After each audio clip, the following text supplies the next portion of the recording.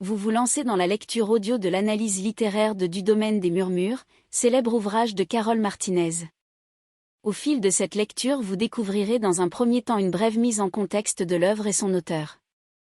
Ensuite, un résumé de l'ouvrage vous sera exposé, suivi d'une analyse des personnages et des points clés du roman.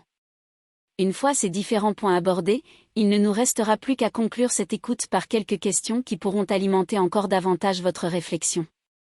L'auteur. Carol Martinez présente un parcours éclectique. Tout d'abord comédienne, puis pigiste, photographe, assistante réalisatrice et sémiologue, elle devient professeure de français avant de se lancer dans l'écriture. En 2005, s'inspirant des histoires que sa grand-mère lui racontait, elle écrit son premier roman, Le cœur cousu, au succès immédiat. Publié en 2007, il obtient le prix Renaudot des lycéens, le prix Ouest France étonnant voyageur et le prix Ulysse de la première œuvre.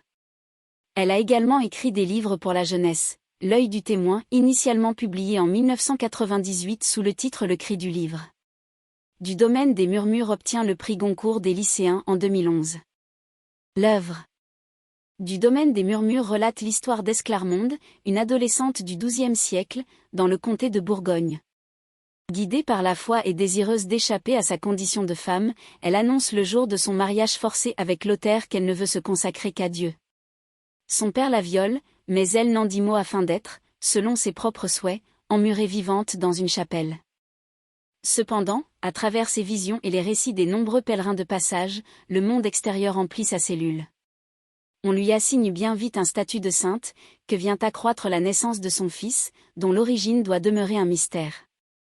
Le temps passant, la maternité, la connaissance qu'elle acquiert des hommes et du monde, l'amour inconditionnel de Lothaire, ainsi que les croisades auxquelles participent son père et plusieurs de ses frères modifient sa vision de l'existence et de Dieu, et lui font remettre en question sa décision première. De peur qu'elle ne quitte son état de recluse, les villageois provoquent sa mort en mettant le feu à la chapelle. Résumé. L'histoire du domaine des murmures transporte la narratrice initiale du monde contemporain au XIIe siècle marqué du sceau du religieux et du légendaire. Esclarmonde lui raconte son expérience de la vie vécue entre quatre murs, et la séparation d'avec son enfant. Peut-être ces murmures provenant d'un temps passé pourront-ils rétablir la filiation suggérée à la fin du roman.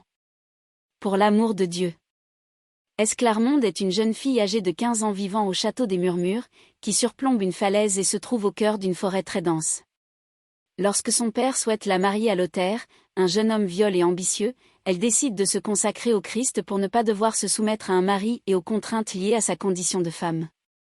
À l'instar de sainte Agnès, martyre romaine qui préféra la mort à la perte de sa virginité dont l'agneau blanc est le symbole, siècle, elle désire être emmurée dans une cellule attenante à la chapelle du château et vivre ainsi, comme beaucoup de femmes à l'époque, en recluse. Seule une fenestrelle la reliera avec l'extérieur. Lors du mariage, elle révèle son intention de se consacrer à Dieu et montre sa détermination en se coupant une oreille.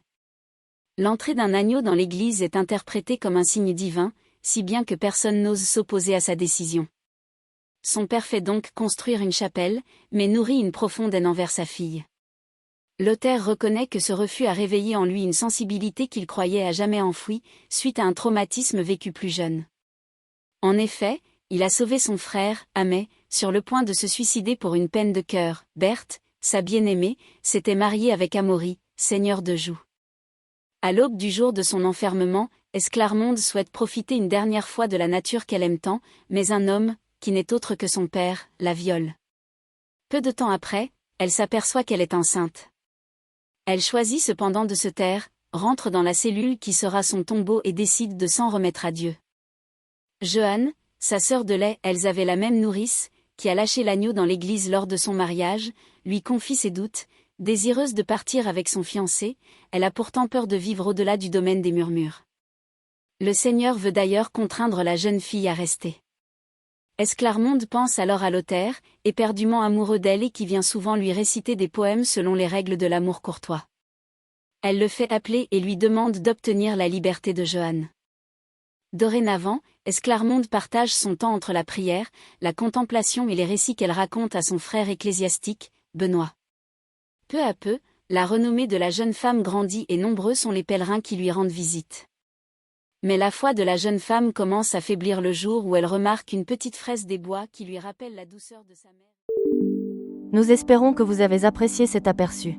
Pour continuer à écouter ce livre audio sur Google Play Livres, utilisez le lien dans la description de la vidéo.